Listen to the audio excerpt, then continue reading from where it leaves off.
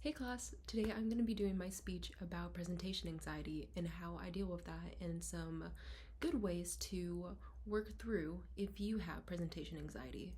So, for me in the past, I was taking, I think, just one in person speech class, and so whenever I was doing that, we would have 1 to 2 presentations that we have to do every other week.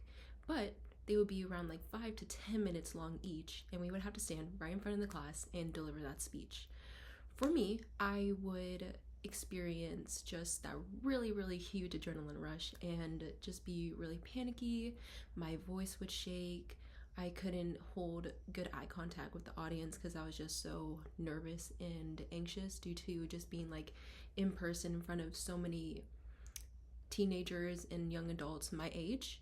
And so that was really anxiety inducing for me.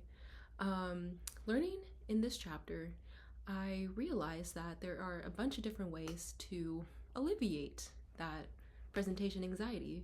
And so the best way I read was to sentence your or structure your speech as you're writing a manual or a book or a story.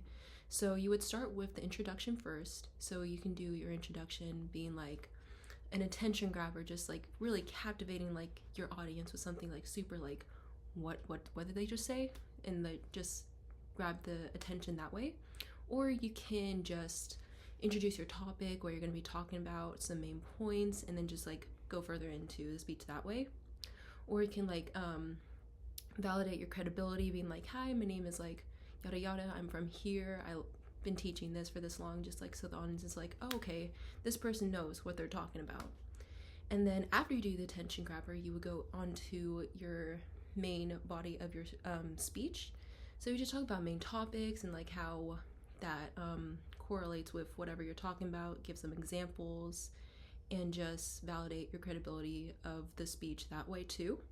Because whenever you're doing a speech, you want to make sure that you're maintaining eye contact, you have a good posture, you seem very friendly, your voice is soft and not too harsh, and you just want to seem like you're very sure of yourself because that will make the audience feel like, okay, that person knows what they're talking about.